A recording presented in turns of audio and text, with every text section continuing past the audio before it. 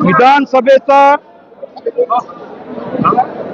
28 तारखेला उमेदवारी अर्ज सादर केला होता।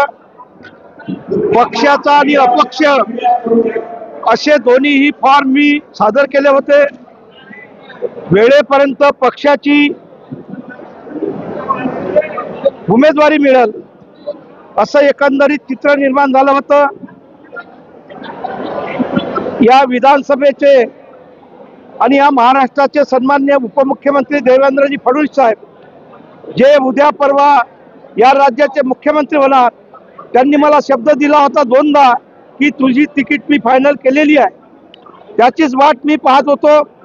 आणि जे आता काल परवा आमदार झालेत त्यांनी सुद्धा मला सांगितलं होतं 2 वेळ बैठक घेऊन की मला उमेदवारी नको आहे, मी विधानसभेमध्ये कधी मागणी सुद्धा करणार नाही, अशी 2दा बैठक झाली।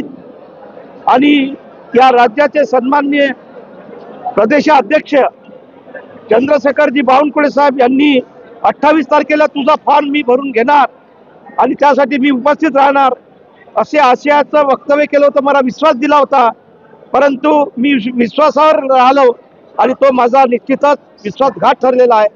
तरी पक्षाचे एक मोठे नेतृत्व म्हणून मी त्यांच्यावर विश्वास ठेवून त्यांच्यासोबत या राज्याचे सन्माननीय अध्यक्ष चंद्रशेखरजी बावनकुळे यांनी मला अमितजी शहा साहेबांकडे नेलं।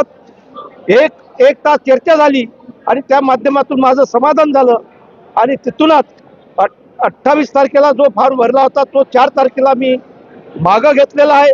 पक्षाचा आदेश हा माझ्यासाठी महत्त्वाचा होता, कारण का कार्यकर्ता विखुरला होता, आपसामध्ये मतभेद निर्माण झाले होते, ते होऊ नये म्हणूनच मी माझा फॉर्म 4 तारखेला विड्रॉल केला आणि त्याच दिवशी घोषित केलं की सुमित वानखेडे हे 100% निवडून येणार।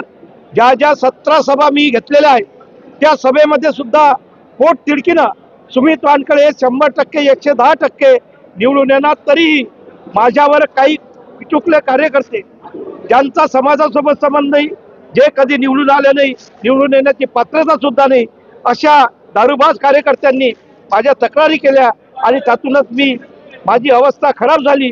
म्हणूनच मी 22 तारखेला निर्णय घेतला की मी राजकीय संन्यास घेईल म्हणून।